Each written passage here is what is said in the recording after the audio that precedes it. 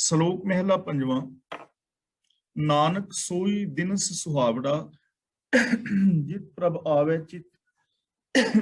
ਸੁਹਾਵੜਾ ਦਾ ਮਤਲਬ ਸੋਹਣਾ,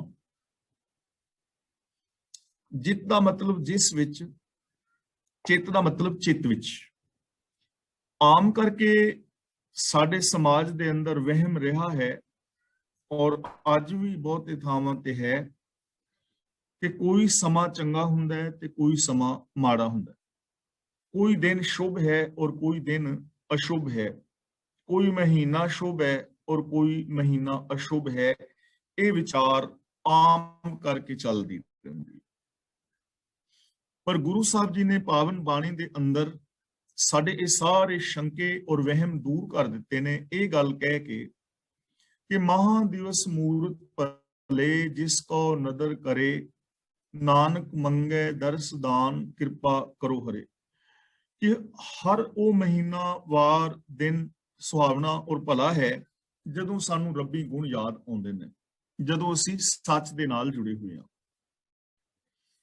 ਜੇ ਅਸੀਂ ਸੱਚ ਦੇ ਨਾਲ ਜੁੜੇ ਹਾਂ, ਰੱਬੀ ਗੁਣ ਸਾਡੇ ਚੇਤੇ ਵਿੱਚ ਨੇ, ਰੱਬੀ ਗੁਣਾਂ ਨੂੰ ਅਸੀਂ ਇੰਪਲੀਮੈਂਟ ਕਰ ਰਹੇ ਹਾਂ, ਉਹ ਦਿਨ, ਉਹ ਸਮਾਂ ਸਾਡੇ ਵਾਸਤੇ ਬਹੁਤ ਸੁਹਾਵਣਾ ਹੈ। ਤੇ ਜੇ ਕੋਈ ਸੱਚ ਦੇ ਨਾਲੋਂ ਟੁੱਟਿਆ ਹੋਇਆ ਹੈ ਤਾਂ ਫਿਰ ਉਹਦੇ ਵਾਸਤੇ ਹਰ ਸਮਾਂ ਹੀ ਬੁਰਾ ਹੈ। ਤਾਂ ਗੁਰੂ ਜੀ ਕਹਿੰਦੇ ਨੇ ਉਸ ਦਿਨ ਨੂੰ ਹੀ ਚੰਗਾ ਔਰ ਸੋਹਣਾ ਜਾਣੋ, ਸਮਝੋ, ਜਿਸ ਦੇ ਅੰਦਰ ਪ੍ਰਭੂ ਸਾਡੇ ਚਿੱਤ ਵਿੱਚ ਵਸ ਜਾਏ। ਜਦੋਂ ਸਾਡੇ ਸੋਚ ਦੇ ਅੰਦਰ ਰੱਬੀ ਗੁਣ ਵਸ ਜਾਣ, ਉਹ ਦਿਨ, ਉਹ ਸਮਾਂ ਸੁਹਾਵਣਾ ਹੈ। ਯਾਨੀ ਜੇ ਅਸੀਂ ਆਪਣੇ ਸਮੇਂ ਨੂੰ, ਹਰ ਦਿਨ ਨੂੰ ਸੁਹਾਵਣਾ ਔਰ ਸੁਖੀ ਅਤੇ ਸ਼ਾਂਤ ਰਹਿ ਕੇ ਬਿਤਾਉਣਾ ਚਾਹੁੰਦੇ ਹਾਂ ਤਾਂ ਉਹਦੇ ਵਾਸਤੇ ਇੱਕੋ ਹੀ ਸਾਧਨ ਹੈ ਕਿ ਅਸੀਂ ਰੱਬੀ ਗੁਣਾਂ ਦੇ ਧਾਰਨੀ ਹੋਈਏ।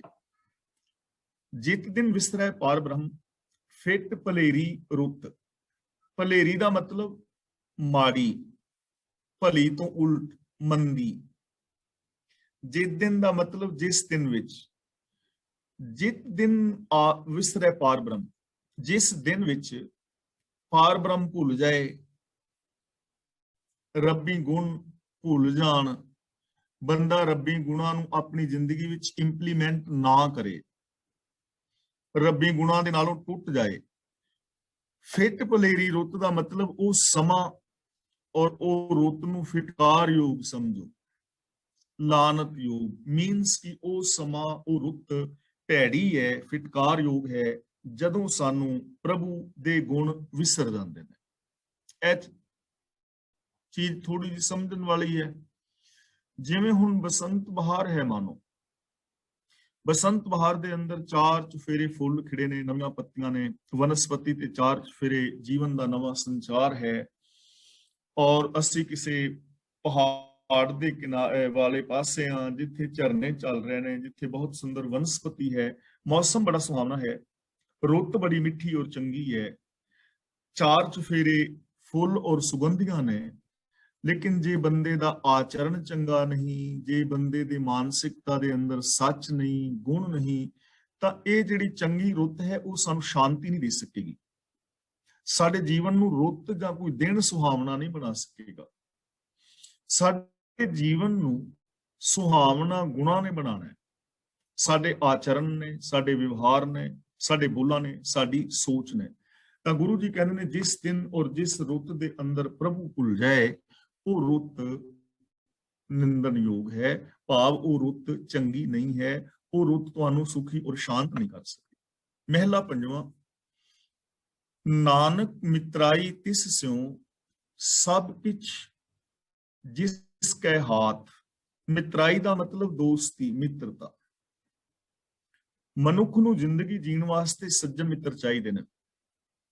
ਇਸੇ ਕਰਕੇ ਸਾਡੇ ਰਿਸ਼ਤੇ ਨਾਤੇ ਨੇ, ਨਾਨਕੇ, ਦਾਦਕੇ, ਸਹੁਰੇ, ਸੱਜਣ, ਮਿੱਤਰ, ਯਾਰ, ਦੋਸਤ। ਇਸ ਕਰਕੇ ਕਿ ਸਾਡੀ ਜ਼ਿੰਦਗੀ ਦੇ ਅੰਦਰ ਸੁਖ, ਸ਼ਾਂਤੀ, ਆਨੰਦ, ਖੇੜਾ ਔਰ ਪ੍ਰਸੰਨਤਾ ਆਵੇ।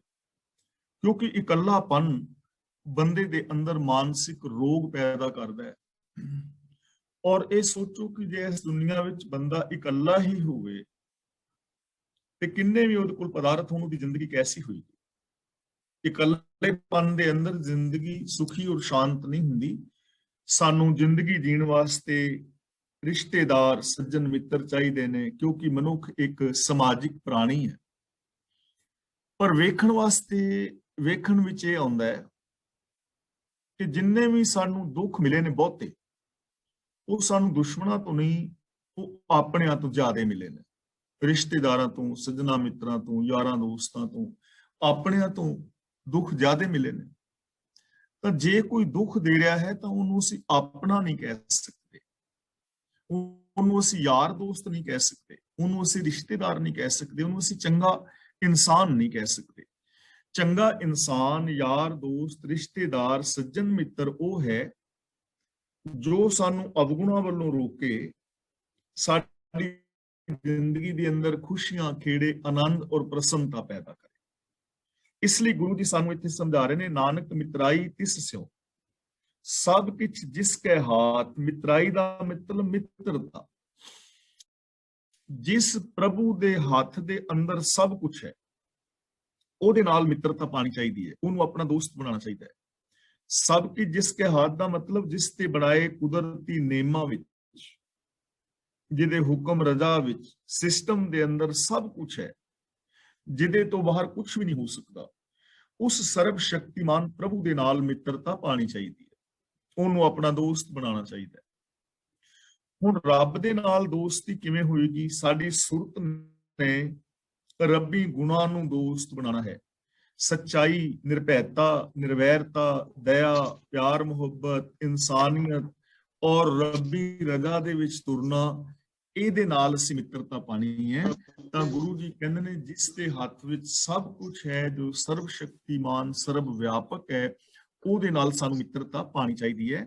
ਭਾਵ ਕਿ ਉਹਦੇ ਗੁਣਾਂ ਦੇ ਧਾਰਨੀ ਹੋਣਾ ਚਾਹੀਦਾ ਹੈ ਔਰ ਪ੍ਰਭੂ ਦੀ ਰਜ਼ਾ ਦੇ ਅੰਦਰ ਸਾਨੂੰ ਜੀਵਨ ਬਤੀਤ ਕਰਨਾ ਚਾਹੀਦਾ ਹੈ। ਕੁਮਿਤਰਾ ਸਹੀ ਕਾਂਡੀਆਂ ਹੈ, ਇੱਕ ਵਿਖ ਨਾ ਚੱਲੇ ਸਾਥ। ਕਾਂਡੀਆਂ ਦਾ ਮਤਲਬ ਗਿਣੇ ਜਾਂਦੇ ਨੇ, ਕਾਡੀਏ ਦਾ ਮਤਲਬ ਹੁੰਦਾ ਹੈ ਬਾਹਰ ਕੱਢਣਾ, ਤੇ ਕਾਂਡੀਏ ਦਾ ਮਤਲਬ ਹੁੰਦਾ ਹੈ ਗਿਣੇ ਜਾਣਾ, ਗਿਣਤੀ ਕਰਨੀ। ਕੁਮਿਤਰਾ ਦਾ ਮਤਲਬ ਕੋਝੇ ਮਿੱਤਰ, ਭੈੜੇ ਮਿੱਤਰ। ਕਾਂਡੀਏ ਦਾ ਮਤਲਬ ਕਹੀਦੇ ਨੇ, ਵਿਖ ਦਾ ਮਤਲਬ ਕਦਮ। ਪਰ ਜੋ ਇੱਕ ਕਦਮ ਵੀ ਸਾਡੇ ਨਾਲ ਨਾ ਤੁਰਨ, ਉਹਨਾਂ ਨੂੰ ਅਸੀਂ ਕੁਮਿੱਤਰ ਕਹਿੰਦੇ ਆ। ਉਹ ਭੈੜੇ ਮਿੱਤਰ ਨੇ ਜੋ ਸਾਡੇ ਆਤਮਿਕ ਜੀਵਨ ਦੇ ਅੰਦਰ ਇੱਕ ਕਦਮ ਵੀ ਨਾ ਚੱਲਣ, ਜਿਵੇਂ ਕਾਮ, ਕ੍ਰੋਧ, ਲੋਭ, ਮੋਹ ਨੇ, ਈਰਖਾ, ਦਵੇਸ਼, ਵੈਰ, ਵਿਰੋਧ ਹੈ, ਜਾਤੀਵਾਦ ਹੈ, ਆਵਰਤ, ਨਰਾਤੇ, ਸਰਾਧ ਨੇ, ਤੇ ਆ ਬਾਬਿਆਂ ਆਦਿਕ ਦੀ ਪੂਜਾ ਹੈ, ਮੜੀਆਂ ਮਸਾਣਾ ਨੂੰ ਪੂਜਣਾ ਹੈ। ਇਹਨਾਂ ਦੇ ਵਿੱਚੋਂ ਕੋਈ ਵੀ ਕਰਮ ਸਾਡੇ ਆਤਮਿਕ ਜੀਵਨ ਦੇ ਨਾਲ ਸਾਥ ਨਹੀਂ ਦਿੰਦਾ। ਇਹਨਾਂ ਕਰਮਾਂ ਚੋਂ ਕੋਈ ਵੀ ਕਰਮ ਸਾਡੀ ਜ਼ਿੰਦਗੀ ਦੇ ਅੰਦਰ ਇਨਸਾਨੀਅਤ ਪੈਦਾ ਨਹੀਂ ਕਰਦਾ। ਇਸ ਲਈ ਇਹਨਾਂ ਮਾੜੇ ਕਰਮਾਂ ਨੂੰ ਕੁਮਿੱਤਰ ਕਿਹਾ ਜਾਏਗਾ। ਇਹਨਾਂ ਨੂੰ ਅਸੀਂ ਦੋਸਤ ਨਹੀਂ ਬਣਾਉਣਾ, ਮਾੜੇ ਕਰਮਾਂ ਦੇ ਨਾਲ ਅਸੀਂ ਆਪਣਾ ਵਾਹ ਨਹੀਂ ਪੈਣ ਦੇਣਾ। ਦੂਜੀ ਗੱਲ, ਜਿਹੜੇ ਲੋਕ ਵਿਕਾਰ ਕਮਾਉਂਦੇ ਨੇ, ਪਾਪ ਕਮਾਉਂਦੇ ਨੇ, ਰਿਸ਼ਵਤਖੋਰ ਨੇ, ਚੋਰ ਨੇ, ਜਾਂ ਮਤਲਬ ਡਰਗ ਆਦਿਕ ਵਰਤਦੇ ਨੇ, ਜਾਂ ਐਸਾ ਕੋਈ 2 ਨੰਬਰ ਦਾ ਧੰਦਾ ਕਰਦੇ ਨੇ, ਉਹਨਾਂ ਦੀ ਸੰਗਤ ਕਰਕੇ ਅਸੀਂ ਉਹ ਕਰਮ ਨਹੀਂ ਕਰਨੇ, ਕਿਉਂਕਿ ਉਹ ਭੈੜੇ ਮਿੱਤਰ ਨੇ। ਉਹ ਜ਼ਿੰਦਗੀ ਦੇ ਅੰਦਰ ਦੁੱਖ ਪੈਦਾ ਕਰਨਗੇ, ਜੋ ਸਾਡੇ ਆਤਮਿਕ ਜੀਵਨ ਵਿੱਚ ਸਾਥ ਹੀ ਨਾ ਦੇਣ, ਉਹਨਾਂ ਨੂੰ ਅਸੀਂ ਮਾੜੇ ਮਿੱਤਰ ਕਹਾਂਗੇ। ਇਸ ਲਈ ਪ੍ਰਭੂ ਦੇ ਗੁਣ ਔਰ ਪ੍ਰਭੂ ਹੀ ਸਾਡਾ ਸੱਚਾ ਮਿੱਤਰ ਹੈ। ਰੱਬੀ ਰਜ਼ਾ ਭਾਣੇ ਵਿੱਚ ਤੁਰਨ ਵਾਲੇ ਲੋਕ ਹੀ ਸਾਡੇ ਆਪਣੇ ਔਰ ਸਾਡੇ ਸੱਜਣ ਮਿੱਤਰ ਹੋ ਸਕਦੇ ਨੇ, ਜੋ ਸਾਨੂੰ ਸੱਚ ਦੇ ਨਾਲ ਜੋੜ ਕੇ ਸਾਡੇ ਅੰਦਰ ਇਨਸਾਨੀਅਤ ਪੈਦਾ ਕਰਨ, ਸਾਡੇ ਅੰਦਰ ਜ਼ਿੰਦਗੀ ਦੀ ਹਰ ਖੁਸ਼ੀ ਪੈਦਾ ਕਰਨ। ਪੌੜੀ, ਅੰਮ੍ਰਿਤ ਨਾਮ ਨਿਧਾਨ ਹੈ, ਮਿਲ ਪੀਵਹੁ ਪਾਈ। ਨਿਧਾਨ ਦਾ ਮਤਲਬ ਹੈ ਖਜ਼ਾਨਾ, ਯਾਨੀ ਸਾਰੇ ਸੁੱਖਾਂ ਦਾ ਖਜ਼ਾਨਾ। ਮਿਲ ਦਾ ਮਤਲਬ ਮਿਲ ਕੇ, ਤੇ ਅੰਮ੍ਰਿਤ ਨਾਮ, ਨਾਮ ਦਾ ਮਤਲਬ ਰੱਬੀ ਹੁਕਮ, ਅੰਮ੍ਰਿਤ ਦਾ ਮਤਲਬ ਆਤਮਿਕ ਜੀਵਨ ਦੇਣ ਵਾਲਾ। ਜੋ ਰੱਬੀ ਹੁਕਮ ਹੈ, ਜੋ ਰੱਬੀ ਗੁਣਾਂ ਦਾ ਖਜ਼ਾਨਾ ਹੈ, ਇਹ ਆਤਮਿਕ ਜੀਵਨ ਦੇਣ ਵਾਲਾ ਖਜ਼ਾਨਾ ਹੈ, ਸਾਰੇ ਸੁੱਖਾਂ ਦਾ ਖਜ਼ਾਨਾ ਹੈ। ਇਸ ਤਰ੍ਹਾਂ ਸਾਨੂੰ ਸਰੀਰਕ, ਮਾਨਸਿਕ, ਬੌਧਿਕ, ਆਤਮਿਕ ਆਦਿਕ ਸੁੱਖ ਮਿਲਦੇ ਨੇ, ਮਾਨਸਿਕ ਸ਼ਾਂਤੀ ਮਿਲਦੀ ਹੈ, ਮਾਨਸਿਕ ਖੁਸ਼ੀ ਮਿਲਦੀ ਹੈ। ਕਾਹਦੇ ਨਾਲ? ਜੇ ਅਸੀਂ ਸੱਚ ਨਾਲ ਜੁੜੀਏ, ਦਇਆ ਨਾਲ ਜੁੜੀਏ, ਰੱਬੀ ਰਜ਼ਾ ਦੇ ਅੰਦਰ ਤੁਰੀਏ। ਇਹ ਜੋ ਨਾਮ ਖਜ਼ਾਨਾ ਹੈ ਨਾ, ਗੁਣਾਂ ਦਾ ਖਜ਼ਾਨਾ, ਇਹ ਆਤਮਿਕ ਜੀਵਨ ਦੇਣ ਵਾਲਾ ਹੈ, ਇਨਸਾਨੀਅਤ ਪੈਦਾ ਕਰਨ ਵਾਲਾ ਹੈ, ਸਾਡੀ ਜ਼ਿੰਦਗੀ ਨੂੰ ਅੰਮ੍ਰਿਤ ਬਣਾਉਣ ਵਾਲਾ ਹੈ। ਸਾਡੇ ਬੋਲ, ਸਾਡਾ ਨਜ਼ਰੀਆ, ਸਾਡਾ ਵਿਹਾਰ, ਸਾਡੀ ਸੋਚ ਅੰਮ੍ਰਿਤ ਬਣ ਜਾਂਦੀ। ਦੇਖੋ, ਜਦੋਂ ਖੰਡੇ ਬਾਟੀ ਦਾ ਅੰਮ੍ਰਿਤ ਛਕਾਉਂਦੇ ਨੇ, ਖੰਡੇ ਬਾਟੀ ਦੀ ਪਾਹੁਲ ਜਾਂ ਅੰਮ੍ਰਿਤ, ਦੋਵੇਂ ਸ਼ਬਦ ਵਰਤੇ ਜਾਂਦੇ ਨੇ, ਤਾਂ ਜਦੋਂ ਕੋਈ ਅੰਮ੍ਰਿਤ ਪਾਨ ਕਰਨ ਜਾਂਦਾ ਹੈ, 5 ਚੂਲੇ ਉਸ ਨੂੰ ਛਕਾਏ ਜਾਂਦੇ ਨੇ, 5 ਛੱਟੇ ਉਸ ਦੀਆਂ ਅੱਖਾਂ ਵਿੱਚ ਪਾਏ ਜਾਂਦੇ ਨੇ, ਔਰ 5 ਛੱਟੇ ਉਸ ਦੇ ਸ਼ੀਸ਼ ਵਿੱਚ ਪਾਏ ਜਾਂਦੇ ਨੇ, 5 ਚੂਲੇ। ਹੁਣ ਇਹਦਾ ਭਾਵ ਕੀ ਹੈ? ਇਹਦਾ ਭਾਵ ਇਹ ਕਿ ਸਿੱਖਾ, ਅੱਜ ਤੋਂ ਲੈ ਕੇ ਤੂੰ ਗੁਰੂ ਵਾਲਾ ਹੋਇਆ, ਤੂੰ ਅੰਮ੍ਰਿਤ ਛਕਿਆ ਹੈ, ਤਾਂ ਅੱਜ ਤੋਂ ਲੈ ਕੇ ਤੇਰੀ ਜ਼ਬਾਨ ਦਾ ਹਰ ਬੋਲ ਅੰਮ੍ਰਿਤ ਵਰਗਾ ਹੋਣਾ ਚਾਹੀਦਾ ਹੈ। ਅੰਮ੍ਰਿਤ ਛਕਾਉਣ ਦੇ ਪਿੱਛੇ ਭਾਵਨਾ ਇਹ ਹੈ ਕਿ ਤੇਰਾ ਹਰ ਬੋਲ ਆਤਮਿਕ ਜੀਵਨ ਦੇਣ ਵਾਲਾ ਅੰਮ੍ਰਿਤ ਵਰਗਾ ਹੋਣਾ ਚਾਹੀਦਾ ਹੈ। ਤੇਰੇ ਬੋਲਾਂ ਦੇ ਅੰਦਰ ਨੈਗੇਟਿਵਿਟੀ ਨਹੀਂ ਹੋਣੀ ਚਾਹੀਦੀ। ਤੇਰੇ ਬੋਲਾਂ ਵਿੱਚ ਅੰਮ੍ਰਿਤ ਵਰਗੀ ਮਿਠਾਸ ਹੋਣੀ ਚਾਹੀਦੀ ਹੈ। ਤੇਰੇ ਬੋਲਾਂ ਦੇ ਅੰਦਰ ਪੋਜ਼ਿਟਿਵਿਟੀ, ਸਕਾਰਾਤਮਕਤਾ, ਚੜ੍ਹਦੀ ਕਲਾ ਹੋਣੀ ਚਾਹੀਦੀ ਹੈ। ਤੇਰੇ ਬੋਲਾਂ ਦੇ ਨਾਲ ਕਿਸੇ ਨੂੰ ਆਤਮਿਕ ਜੀਵਨ ਮਿਲਣਾ ਚਾਹੀਦਾ ਹੈ, ਦੁੱਖ ਨਹੀਂ। ਅੱਖਾਂ ਵਿੱਚ ਅੰਮ੍ਰਿਤ ਦੇ ਛਿੱਟੇ ਮਾਰਨ ਦਾ ਮਤਲਬ ਇਹ ਹੈ ਕਿ ਸਿੱਖਾ, ਅੱਜ ਤੋਂ ਲੈ ਕੇ ਜੋ ਤੇਰਾ ਨਜ਼ਰੀਆ ਹੈ, ਇਹ ਅੰਮ੍ਰਿਤ ਵਰਗਾ ਹੋਣਾ ਚਾਹੀਦਾ ਹੈ। ਤੇਰੀ ਨਜ਼ਰ ਚੋਂ ਅੰਮ੍ਰਿਤ ਬਰਸਣਾ ਚਾਹੀਦਾ ਹੈ, ਈਰਖਾ ਦੀ ਅੱਗ ਨਹੀਂ। ਤੇਰੀਆਂ ਅੱਖਾਂ ਦੇ ਵਿੱਚੋਂ ਮਾੜੀ ਨਜ਼ਰ ਨਹੀਂ ਆਉਣੀ ਚਾਹੀਦੀ ਕਿ ਤੂੰ ਕਿਸੇ ਨੂੰ, ਕਿਸੇ ਧੀ ਭੈਣ ਨੂੰ ਮਾੜੀ ਨਜ਼ਰ ਨਾਲ ਤੱਕੇ, ਕਿਸੇ ਦੇ ਪੈਸੇ ਨੂੰ ਲਲਚਾਈਆਂ ਨਜ਼ਰਾਂ ਦੇ ਨਾਲ ਤੱਕੇ। ਤੇਰੀਆਂ ਨਜ਼ਰਾਂ ਦੇ ਅੰਦਰ ਈਰਖਾ ਹੋਵੇ, ਹੰਕਾਰ ਹੋਵੇ, ਐਸਾ ਨਹੀਂ। ਤੇਰੀਆਂ ਨਜ਼ਰਾਂ ਵਿੱਚ ਅੰਮ੍ਰਿਤ ਹੋਣਾ ਚਾਹੀਦਾ, ਅੰਮ੍ਰਿਤ ਵਰਗੀ ਨਜ਼ਰ ਹੋਣੀ ਚਾਹੀਦੀ ਹੈ। ਔਰ ਸ਼ੀਸ਼ ਵਿੱਚ 5 ਛੱਟੇ ਪਾਉਣ ਦਾ ਮਤਲਬ ਇਹ ਹੈ ਕਿ ਤੇਰੀ ਸੋਚ, ਤੇਰੀ ਮੈਂਟੈਲਿਟੀ ਅੰਮ੍ਰਿਤ ਵਰਗੀ ਹੋਣੀ ਚਾਹੀਦੀ, ਆਤਮਿਕ ਜੀਵਨ ਦੇਣ ਵਾਲੀ ਸੋਚ ਹੋਵੇ, ਕਿਸੇ ਨੂੰ ਆਤਮਿਕ ਮੌਤ ਦੇਣ ਵਾਲੀ ਨਾ ਹੋਵੇ। ਤਾਂ ਇਹ ਜੋ ਰੱਬੀ ਗੁਣ ਨੇ, ਇਹ ਆਤਮਿਕ ਜੀਵਨ ਦਾ ਖਜ਼ਾਨਾ ਹੈ, ਖੁਸ਼ੀਆਂ ਦਾ। ਜੇ ਕੋਈ ਜ਼ਿੰਦਗੀ ਵਿੱਚ ਖੁਸ਼ੀਆਂ ਚਾਹੁੰਦਾ ਹੈ, ਚੜ੍ਹਦੀ ਕਲਾ ਚਾਹੁੰਦਾ ਹੈ, ਤਾਂ ਉਹਦੇ ਵਾਸਤੇ ਇੱਕ ਹੀ ਸਾਧਨ ਹੈ, ਰੱਬੀ ਰਜ਼ਾ ਵਿੱਚ ਤੁਰਨਾ ਔਰ ਗੁਣਾਂ ਦੇ ਧਾਰਨੀ ਹੋਣਾ। ਤਾਂ ਇਹ ਆਤਮਿਕ ਖਜ਼ਾਨਾ ਹੈ ਗੁਣਾਂ ਦਾ। ਮਿਲ ਪੀਵੋ ਭਾਈ, ਗੁਰੂ ਦੇ ਨਾਲ ਮਿਲ ਕੇ, ਸਤਸੰਗ ਵਿੱਚ ਮਿਲ ਕੇ, ਹੇ ਭਰਾਵੋ, ਇਹਨੂੰ ਪੀਵੋ। ਪੀਵੋ ਦਾ ਮਤਲਬ ਮਾਣੋ, ਗੁਣਾਂ ਦੇ ਰਸ ਨੂੰ ਮਾਣੋ। ਗੁਣਾਂ ਤੇ ਅਮਲ ਕਰਾਂਗੇ ਤਾਂ ਹੀ ਮਾਣਾਂਗੇ ਨਾ। ਤਾਂ ਇਹ ਆਤਮਿਕ ਜੀਵਨ ਦੇਣ ਵਾਲਾ ਗੁਣਾਂ ਦਾ ਖਜ਼ਾਨਾ ਹੈ। ਹੇ ਭਾਈ, ਸਾਰੇ ਮਿਲ ਕੇ ਇਸ ਗੁਣਾਂ ਦੇ ਖਜ਼ਾਨੇ ਅੰਮ੍ਰਿਤ ਨੂੰ ਪੀ ਕੇ ਆਤਮਿਕ ਜੀਵਨ ਹਾਸਲ ਕਰੋ। ਜਿਸ ਸਿਮਰਤ ਸੁਖ ਪਾਈ ਹੈ, ਸਭ ਤਿਖਾ ਬੁਝਾਈ। ਹੁਣ ਪਿੱਛੇ ਕਿਹਾ ਹੈ ਮਿਲ ਪੀਵੋ ਭਾਈ, ਤੇ ਹੁਣ ਇੱਥੇ ਸਿਮਰਤ ਦੀ ਗੱਲ ਕਰਦੇ ਨੇ। ਸਿਮਰਤ ਦਾ ਮਤਲਬ ਯਾਦ ਕੀਤਿਆਂ। ਜਿਹਨੂੰ ਯਾਦ ਕੀਤਿਆਂ ਸੁਖ ਪਾਈ ਹੈ, ਸੁਖ ਮਿਲਦਾ ਹੈ। ਜੇ ਰੱਬੀ ਗੁਣਾਂ ਨੂੰ ਅਸੀਂ ਆਪਣੀ ਯਾਦ ਵਿੱਚ ਵਸਾ ਲਈਏ, ਈਰਖਾ, ਦਵੇਸ਼, ਵੈਰ, ਵਿਰੋਧ ਸਾਨੂੰ ਚੇਤੇ ਵੀ ਨਾ ਹੋਵੇ ਕਿ ਕੋਈ ਇਹ ਚੀਜ਼ਾਂ ਹੁੰਦੀਆਂ ਵੀ ਨੇ, ਇਹ ਵੀ ਚੇਤੇ ਨਾ ਹੋਵੇ, ਸਾਡੀ ਯਾਦ ਦੇ ਅੰਦਰ ਸਿਰਫ ਰੱਬੀ ਗੁਣ ਹੋਣ, ਤਾਂ ਗੁਰੂ ਜੀ ਕਹਿੰਦੇ ਨੇ ਇਹਨਾਂ ਗੁਣਾਂ ਨੂੰ ਯਾਦ ਵਿੱਚ ਟਿਕਾਇਆ ਸੁਖ ਪਾਈਦਾ।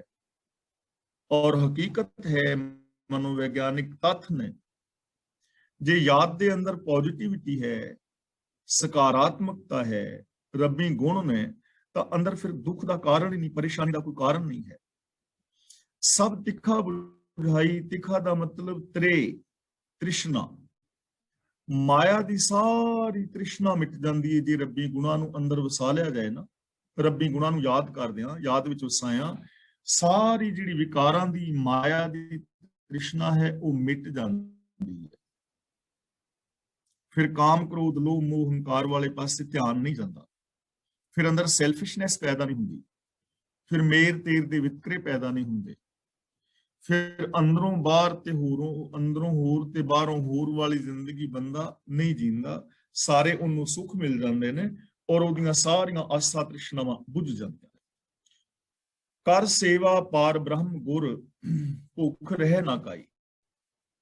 ਦੇਖੋ ਪਹਿਲੀ ਪੰਕਤੀ ਵਿੱਚ ਕਹਿ ਰਹੇ ਨੇ ਨਾਮ ਨਿਧਾਨ ਨੂੰ ਮਿਲ ਕੇ ਪੀਣ ਦੀ ਗੱਲ, ਦੂਜੀ ਪੰਕਤੀ ਵਿੱਚ ਕਹਿ ਰਹੇ ਨੇ ਜਿਸ ਸਿਮਰਤ, ਤੇ ਤੀਜੀ ਪੰਕਤੀ ਦੇ ਅੰਦਰ ਕਹਿ ਰਹੇ ਨੇ ਕਰ ਸੇਵਾ ਪਾਰ ਬ੍ਰਹਮ ਗੁਰ, ਇੱਥੇ ਵਿਸ਼ਰਾਮ ਲਗਾਉਣਾ ਹੈ। ਭੁੱਖ ਰਹਿ ਨਾ ਕਾਈ, ਗੁਰ ਦਾ ਮਤਲਬ ਜੋ ਵੱਡਾ ਹੈ ਪ੍ਰਭੂ, ਜੋ ਪ੍ਰਭੂ ਸਭ ਤੋਂ ਵੱਡਾ ਹੈ ਉਹਦੀ ਸੇਵਾ ਕਰ। ਉਹਦੀ ਸੇਵਾ ਕਰ ਦਾ ਮਤਲਬ ਰੱਬ ਦੀ ਰਜ਼ਾ ਵਿੱਚ ਤੁਰ। ਫਿਰ ਕੀ ਹੋਏਗਾ?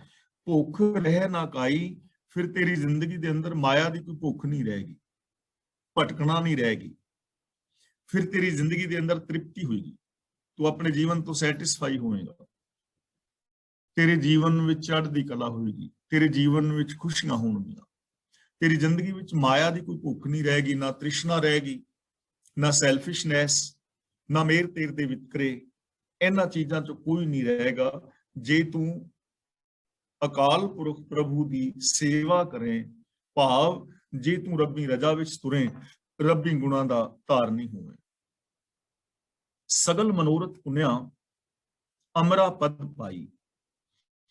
ਅਮਰਾ ਪਦ ਦਾ ਮਤਲਬ ਅਟਲ ਦਰਜਾ, ਅਮਰਾ ਦਾ ਮਤਲਬ ਅਟਲ ਦਰਜਾ, ਅਮਰ ਦਾ ਮਤਲਬ ਜੋ ਮਰਦਾ ਨਹੀਂ, ਖਤਮ ਨਹੀਂ ਹੁੰਦਾ, ਪਦ ਦਾ ਮਤਲਬ ਪਦਵੀ, ਐਸੀ ਪਦਵੀ ਜਿਹੜੀ ਪਦਵੀ ਦਾ ਕਦੇ ਵਿਨਾਸ਼ ਨਹੀਂ ਹੁੰਦਾ। ਪੁੰਨਿਆ ਦਾ ਮਤਲਬ ਪੂਰੇ ਹੋ ਜਾਂਦੇ ਨੇ, ਮਨੋਰਥ ਦਾ ਮਤਲਬ ਜੋ ਸਾਡੀਆਂ ਚਾਹਤਾਂ ਨੇ। ਤਾਂ ਗੁਰੂ ਪਾਤਸ਼ਾਹ ਜੀ ਕਹਿੰਦੇ ਨੇ ਜੇ ਰੱਬੀ ਰਜ਼ਾ ਵਿੱਚ ਤੁਰਿਆ ਜਾਏ, ਰੱਬੀ ਗੁਣਾਂ ਦੇ ਧਾਰਨੀ ਹੋਇਆ ਜਾਏ, ਤਾਂ ਸਾਰੇ ਮਨੋਰਥ ਪੂਰੇ ਹੋ ਜਾਂਦੇ ਨੇ ਔਰ ਉੱਚੀ ਆਤਮਿਕ ਅਵਸਥਾ ਮਿਲ ਜਾਂਦੀ ਹੈ ਜਿਹਦਾ ਫਿਰ ਕਦੇ ਵਿਨਾਸ਼ ਨਹੀਂ ਹੁੰਦਾ, ਐਸੀ ਪਦਵੀ ਮਿਲ ਜਾਂਦੀ ਹੈ। ਦੇਖੋ ਆਮ ਬੰਦਾ ਪਦਵੀਆਂ ਵਾਸਤੇ ਲੜ ਰਿਹਾ ਹੈ, ਪਰ ਗੁਰੂ ਜੀ ਕਹਿੰਦੇ ਨੇ ਸੋ ਪਦ ਰਵੋ ਜੇ ਬਹੁਰ ਨਾ ਰਵਨਾ, ਐਸੀ ਪਦਵੀ ਪ੍ਰਾਪਤ ਕਰੋ ਮਹਾਨ ਇਨਸਾਨੀਅਤ ਵਾਲੀ ਕਿ ਜਿਸ ਤੋਂ ਬਾਅਦ ਫਿਰ ਅੱਗੇ ਹੋਰ ਕਿਸੇ ਪਦਵੀ ਦੀ ਜ਼ਰੂਰਤ ਹੀ ਨਾ ਰਹੇ। ਸਭ ਤੋਂ ਮਹਾਨ ਵੱਡੀ ਪਦਵੀ ਤੇ ਉਹ ਕਿਹੜੀ? ਇਨਸਾਨੀਅਤ ਵਾਲੀ। ਰੱਬ ਵਰਗੇ ਹੋ ਜਾਣਾ ਅਬ ਤੋਂ ਜਾਏ ਚੜ੍ਹੇ ਸਿੰਘਾਸਨ। ਤੇ ਜਿਸ ਇਨਸਾਨ ਨੇ ਰੱਬੀ ਰਜ਼ਾ ਮੁਤਾਬਕ ਜ਼ਿੰਦਗੀ ਜੀਵੀ ਔਰ ਜਿਸ ਨੇ ਆਪਣੇ ਜੀਵਨ ਵਿੱਚ ਰੱਬੀ ਗੁਣਾਂ ਨੂੰ ਵਰਤੋਂ ਵਿੱਚ ਲਿਆਂਦਾ, ਮਨ ਬਚਨ ਕਰਮ ਕਰਕੇ, ਉਹਦੇ ਬਾਕੀ ਸਾਰੇ ਮਨੋਰਥ ਪੂਰੇ ਹੋ ਜਾਂਦੇ ਨੇ। ਉਹਨੂੰ ਕਿਸੇ ਕਾਮ ਕ੍ਰੋਧ ਲੋਭ ਮੋਹ ਦਾ ਕੋਈ ਮਨੋਰਥ ਰਹਿੰਦਾ ਹੀ ਨਹੀਂ ਹੈ। ਉਹ ਤ੍ਰਿਪਤ ਹੋ ਜਾਂਦਾ ਹੈ, ਉਹ ਸ਼ਾਂਤ ਹੋ ਜਾਂਦਾ ਹੈ ਔਰ ਉਹ ਆਨੰਦ ਪ੍ਰਸੰਨਤਾ ਵਾਲੀ ਜ਼ਿੰਦਗੀ ਜੀਂਦਾ ਹੈ। ਉਹਦੇ ਜੀਵਨ ਵਿੱਚ ਫਿਰ ਕੋਈ ਭਟਕਣਾ ਨਹੀਂ ਰਹਿ ਜਾਂਦੀ। ਤੁਧ ਜੇਵੜ ਤੂੰ ਹੈ ਪਾਰ ਬ੍ਰਹਮ, ਨਾਨਕ ਸਰਣਾਈ। ਜੇਵੜ ਦਾ ਮਤਲਬ ਜੇਡਾ, ਬਰਾਬਰ ਦਾ, ਕਿ हे ਪ੍ਰਭੂ ਤੇਰੇ ਬਰਾਬਰ ਦਾ ਤੂੰ ਆਪ ਹੀ ਹੈ, ਤੇਰੇ ਜੇਡਾ ਤੂੰ ਹੀ ਹੈ, ਤੇਰੇ ਵਰਗਾ ਕੋਈ ਹੋਰ ਨਹੀਂ ਹੈ। ਨਾਨਕ ਸਰਣਾਈ ਦਾ ਮਤਲਬ ਗੁਰੂ ਪਾਤਸ਼ਾਹ ਜੀ ਕਹਿੰਦੇ ਨੇ हे ਪ੍ਰਭੂ ਮੈਂ ਤੇਰੇ ਚਰਨਾਂ ਦੀ ਸ਼ਰਨ ਵਿੱਚ ਹਾਂ ਔਰ ਸਾਨੂੰ ਆਦੇਸ਼ ਦੇ ਰਹੇ ਨੇ ਕਿ ਉਸ ਪ੍ਰਭੂ ਦੀ ਸ਼ਰਨ ਵਿੱਚ ਪਾਓ, ਉਹਦੀ ਰਜ਼ਾ ਭਾਣੇ ਮੁਤਾਬਕ ਜ਼ਿੰਦਗੀ ਜੀਵੋ। ਜਿਸ ਵਰਗਾ ਉਹ ਆਪ ਹੈ, ਜਿਸ ਵਰਗਾ ਵੱਡਾ ਹੋਰ ਕੋਈ ਨਹੀਂ, ਉਹਦੇ ਚਰਨਾਂ ਦੀ ਸ਼ਰਨ ਲਓ, ਉਸ ਪ੍ਰਭੂ ਦੀ ਰਜ਼ਾ ਔਰ ਭਾਣੇ ਦੇ ਅੰਦਰ ਜ਼ਿੰਦਗੀ ਜੀਣ ਦਾ ਯਤਨ ਕਰੋ। ਉਸ ਪ੍ਰਭੂ ਦੀ ਰਜ਼ਾ ਦੇ ਵਿੱਚ ਤੁਰੋ ਜਿਹੜਾ ਸਭ ਤੋਂ ਵੱਡਾ ਔਰ ਸਭ ਤੋਂ ਮਹਾਨ ਹੈ। ਸ਼ਲੋਕ ਮਹਿਲਾ ਪੰਜਵਾਂ। ਡਿਠੜੋ ਹਬ ਠਾਏ ਊਨ ਨਾ ਕਾਈ ਜਾਏ।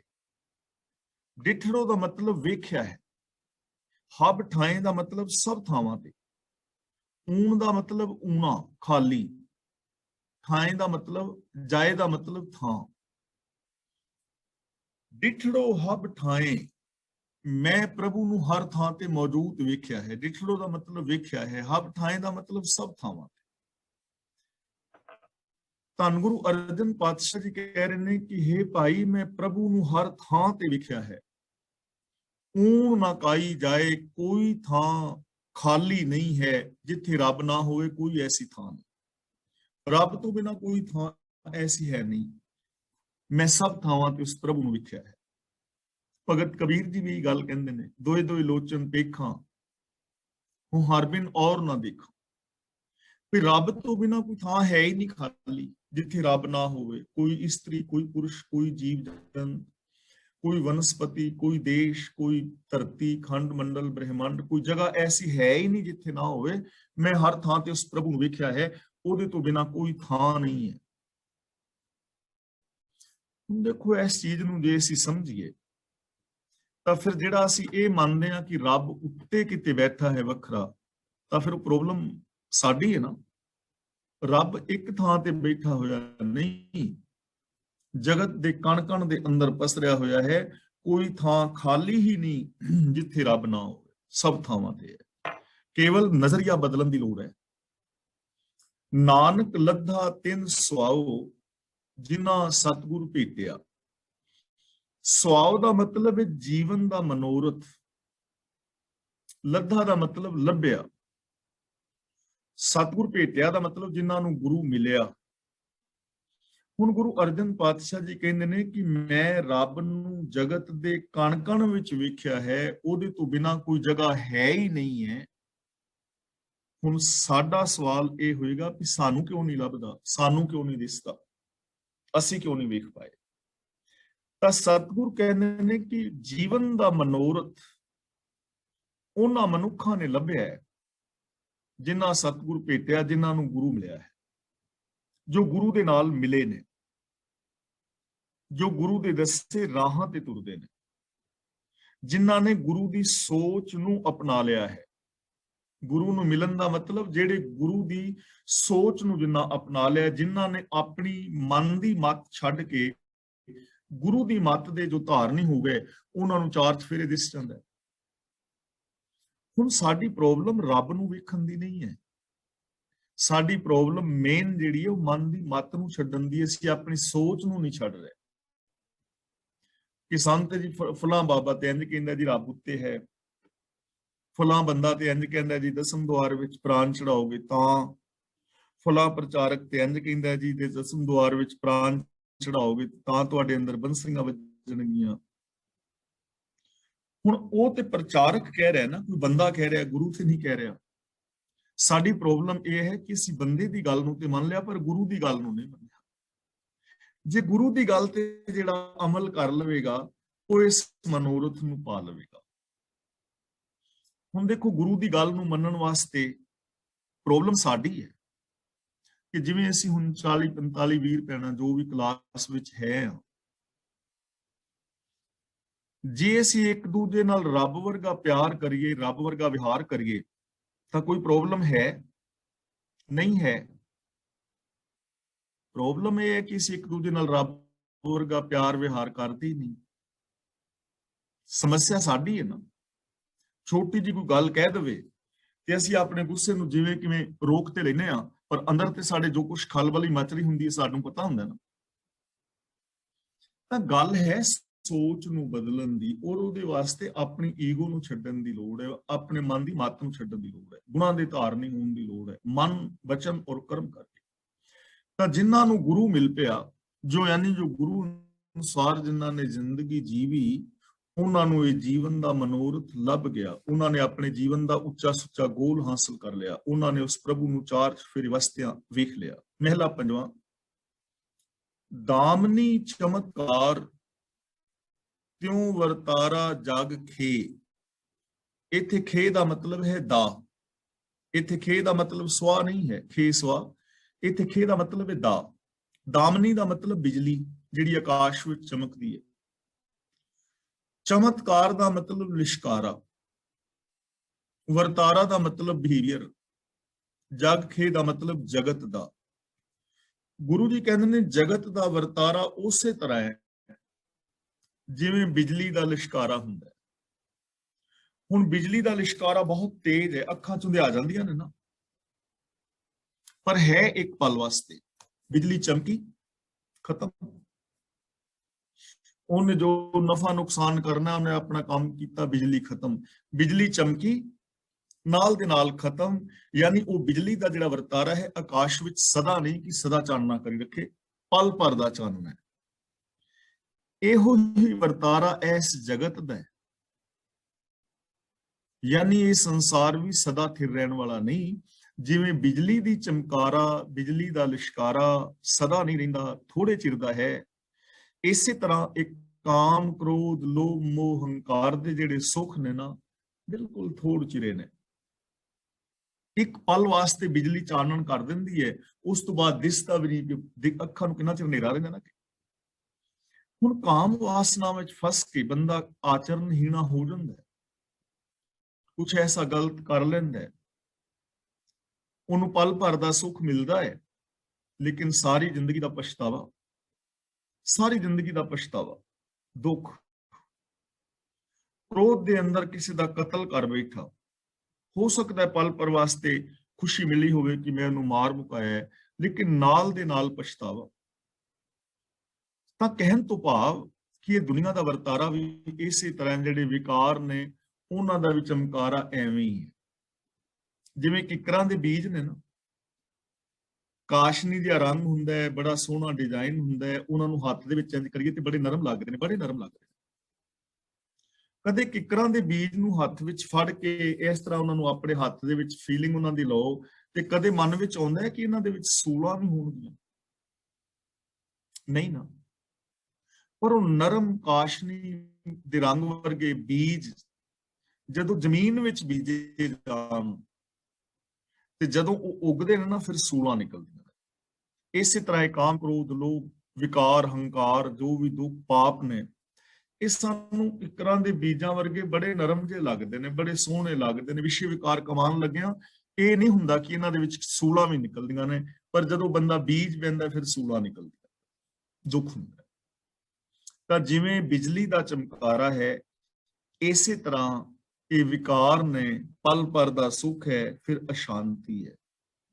ਔਰ ਦੂਜੀ ਗੱਲ, ਜਿਵੇਂ ਬਿਜਲੀ ਥੋੜੇ ਚਿਰ ਲਈ ਹੈ ਨਾ ਆਕਾਸ਼ ਦੀ, ਇਸੇ ਤਰ੍ਹਾਂ ਸਾਡਾ ਇਹ ਜੀਵਨ ਵੀ ਥੋੜੇ ਚਿਰ ਦਾ ਹੈ। ਜਿਵੇਂ ਬਿਜਲੀ ਸਦਾ ਨਹੀਂ ਰਹਿੰਦੀ, ਉਵੇਂ ਸਾਡੇ ਜੀਵਨ ਨੇ ਵੀ ਸਦਾ ਨਹੀਂ ਰਹਿਣਾ। ਇੱਕ ਦਿਨ ਇਸ ਸੰਸਾਰ ਨੂੰ ਛੱਡ ਜਾਣਾ ਹੈ, ਸਰੀਰਕ ਤੌਰ ਤੇ ਮਰ ਜਾਣਾ ਹੈ। ਤਾਂ ਜਦੋਂ ਸਰੀਰਕ ਤੌਰ ਤੇ ਮਰ ਹੀ ਜਾਣਾ ਹੈ, ਤਾਂ ਫਿਰ ਜਿਉਂਦੇ ਤਾਂ ਨਾ ਮਰੀਏ ਨਾ। ਫਿਰ ਇਸ ਜ਼ਿੰਦਗੀ ਨੂੰ ਪਾਪਾਂ ਅਪਰਾਧਾਂ ਵਿਕਾਰਾਂ ਦੇ ਅੰਦਰ ਨਾ ਗਵਾਈਏ, ਆਪਣੇ ਜੀਵਨ ਨੂੰ ਅਜਾਈ ਨਾ ਕਰੋ। ਵਤ ਸੁਹਾਵੀ ਸਾਏ ਨਾਨਕ ਨਾਉ ਜਪੰਦੋ ਤਿਸ ਤਣੀ। ਵਤ ਦਾ ਮਤਲਬ ਹੈ ਵਸਤੂ, ਚੀਜ਼। ਸੁਹਾਵੀ ਦਾ ਮਤਲਬ ਸੁਹਾਵਣੀ, ਚੰਗੀ, ਸੁੰਦਰ, ਕੀਮਤੀ। ਸਾਏ ਦਾ ਮਤਲਬ ਉਹ, ਧਨੀ ਦਾ ਮਤਲਬ ਮਾਲਕ, ਤੇ ਜਪੰਦੋ ਦਾ ਮਤਲਬ ਜਾਣਨਾ, ਜਪਣਾ। ਜਪ ਦਾ ਮਤਲਬ ਹੁੰਦਾ ਹੈ ਜਾਣਨਾ, ਸਮਝਣਾ, ਉਹਨੂੰ ਵਰਤੋਂ ਦੇ ਵਿੱਚ ਲਿਆਉਣਾ। ਤਾਂ ਗੁਰੂ ਪਾਤਸ਼ਾਹ ਜੀ ਕਹਿੰਦੇ ਨੇ ਵਤ ਸੁਹਾਵੀ ਸਾਏ। ਹੁਣ ਵਸਤੂ ਕਿਹੜੀ ਹੈ ਸਦਾ ਟਿਕੀ ਰਹਿਣ ਵਾਲੀ?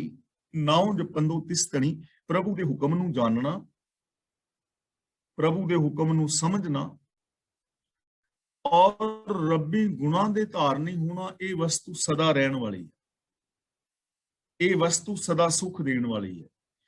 ਸੱਚਾਈ ਹੈ, ਦਇਆ ਪ੍ਰੇਮ ਮੁਹੱਬਤ ਹੈ, ਇਨਸਾਨੀਅਤ ਹੈ। ਇਹਨਾਂ ਗੁਣਾਂ ਦੇ ਧਾਰਨੀ ਹੋ, ਇਹ ਸਦਾ ਹੀ ਤੁਹਾਨੂੰ ਸੁਖ ਦੇਣਗੇ।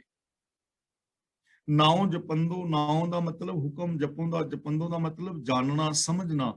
ਰੱਬੀ ਹੁਕਮ ਨੂੰ ਸਮਝ ਕੇ ਰੱਬੀ ਹੁਕਮ ਦੇ ਅੰਦਰ ਜ਼ਿੰਦਗੀ ਜੀਵੋ, ਇਹ ਤੁਹਾਨੂੰ ਸਦਾ ਹੀ ਸੁਖ ਦੇਵੇਗਾ, ਤੁਹਾਡੇ ਜੀਵਨ ਅੰਦਰ ਹਮੇਸ਼ਾ ਸੁਖ ਰਹੇਗਾ। ਇਸ ਲਈ ਜੀਵਨ ਦੇ ਅੰਦਰ ਸੁਹਾਵਣੀ ਵਸਤੂ ਕਿਹੜੀ ਹੈ, ਜਿਹੜੀ ਸदैव ਹੈ, ਉਹ ਹੈ ਪ੍ਰਭੂ ਦੇ ਹੁਕਮ ਵਿੱਚ ਰਹਿਣਾ ਔਰ ਰੱਬੀ ਗੁਣਾਂ ਦੇ ਧਾਰਨੀ ਹੋਣਾ।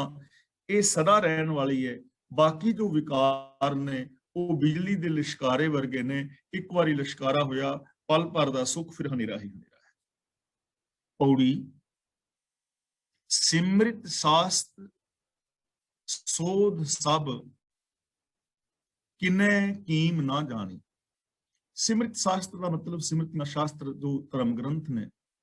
ਸੋਧ ਦਾ ਮਤਲਬ ਸੋਧੇ ਨੇ। ਕਿਨੇ ਦਾ ਮਤਲਬ ਕਿਸੇ ਨੇ। ਕੀਮ ਦਾ ਮਤਲਬ ਕੀਮਤ, ਮੁੱਲ।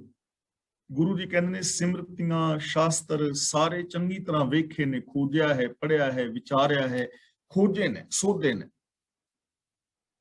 ਕਿਨੇ ਕੀਮ ਨਾ ਜਾਣੀ, ਕਿਸੇ ਨੇ ਵੀ ਰੱਬ ਦੀ ਕੀਮਤ ਨਹੀਂ ਜਾਣੀ, ਕਿਸੇ ਨੇ ਵੀ ਰੱਬ ਦਾ ਅੰਤ ਨਹੀਂ ਪਾਇਆ, ਕਿਸੇ ਨੇ ਵੀ ਨਹੀਂ ਪਾਇਆ। ਸਿਮਰਤੀਆਂ ਸ਼ਾਸਤਰ ਨੇ, ਧਰਮ ਗ੍ਰੰਥ ਨੇ, ਜਿੰਨੇ ਵੀ ਪੜ੍ਹ ਲਓ, ਜਿੰਨੇ ਵੀ ਵਿਚਾਰ ਲਓ, ਤਾਂ ਉਹਦੇ ਨਾਲ ਕੋਈ ਰੱਬੀ ਦੁਨੀਆ ਦਾ ਅੰਤ ਨਹੀਂ ਪੈ ਜਾਂਦਾ, ਅੰਤ ਨਹੀਂ ਪਾਇਆ ਜਾਂਦਾ। ਅਸੀਂ ਇਹ ਨਹੀਂ ਕਹਿ ਸਕਦੇ ਕਿ ਫਲਾਂ ਧਰਮ ਗ੍ਰੰਥ ਨੇ ਰੱਬ ਦਾ ਅੰਤ ਪਾ ਲਿਆ, ਕਿ ਇੱਥੋਂ ਜਗਤ ਸ਼ੁਰੂ ਹੁੰਦਾ ਹੈ ਤੇ ਇੱਥੇ ਜਗਤ ਜਾ ਕੇ ਖਤਮ ਹੋ ਜਾਂਦਾ। ਫਲਾਂ ਧਰਮ ਗ੍ਰੰਥ ਦੇ ਵਿੱਚ ਲਿਖਿਆ ਹੈ, ਕਿਸੇ ਨੇ ਵੀ ਕੀਮਤ ਨਹੀਂ ਜਾਣੀ, ਕਿਉਂਕਿ ਅਨੰਤ ਹੈ ਨਾ। ਨੰਬਰ 2, ਸਿਮਰਤੀਆਂ ਸ਼ਾਸਤਰ ਜੋ ਨੇ ਉਹ ਕਰਮ ਕਾਂਡਾਂ ਦੇ ਵਿੱਚ ਮਨੁੱਖ ਨੂੰ ਜੋੜਦੇ ਨੇ, ਪਰ ਰੱਬੀ ਰਜ਼ਾ ਦੀ ਔਰ ਰੱਬੀ ਗੁਣਾਂ ਦੀ ਸਾਰ ਨੂੰ ਨਹੀਂ ਜਾਣਿਆ। ਤੀਜੀ ਗੱਲ, ਸਿਮਰਤੀਆਂ ਸ਼ਾਸਤਰ ਜੋ ਪੜ੍ਹਨ ਵਿਚਾਰਨ ਵਾਲੇ ਨੇ, ਜੇ ਉਹ ਕੇਵਲ ਸਿਮਰਤ ਤੇ ਜੇ ਉਹਨਾਂ ਨੇ ਰੱਬੀ ਗੁਣਾਂ ਦੀ ਕੀਮਤ ਨੂੰ ਨਹੀਂ ਜਾਣਿਆ ਤਾਂ ਵੀ ਜੀਵਨ ਬੇਕਾਰ ਹੈ। ਜ਼ਰੂਰਤ ਤਾਂ ਰੱਬੀ ਗੁਣਾਂ ਦੀ ਕੀਮਤ ਨੂੰ ਜਾਣਨਾ, ਮਹਾਨਤਾ ਨੂੰ ਸਮਝਣਾ। ਤਾਂ ਸਿਮਰਤੀਆਂ ਸ਼ਾਸਤਰ ਆਦਿਕ ਕਿਸੇ ਨੇ ਕਰਤਾਰ ਦੀ ਕੀਮਤ ਨਹੀਂ ਪਾਈ।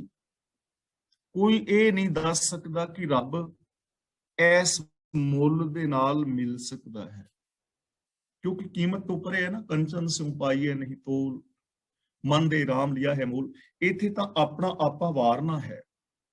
ਤਾਂ ਪ੍ਰਭੂ ਅਨੰਤ ਹੈ, ਪ੍ਰਭੂ ਦੇ ਗੁਣ ਅਨੰਤ ਨੇ, ਉਸ ਦਾ ਅੰਤ ਸਿਮਰਤੀਆਂ ਸ਼ਾਸਤਰਾਂ ਨੇ ਔਰ ਸਿਮਰਤੀਆਂ ਸ਼ਾਸਤਰ ਪੜ੍ਹਨ ਵਾਲਿਆਂ ਨੇ ਕਿਸੇ ਨੇ ਵੀ ਪ੍ਰਭੂ ਦਾ ਅੰਤ ਨਹੀਂ ਪਾਇਆ।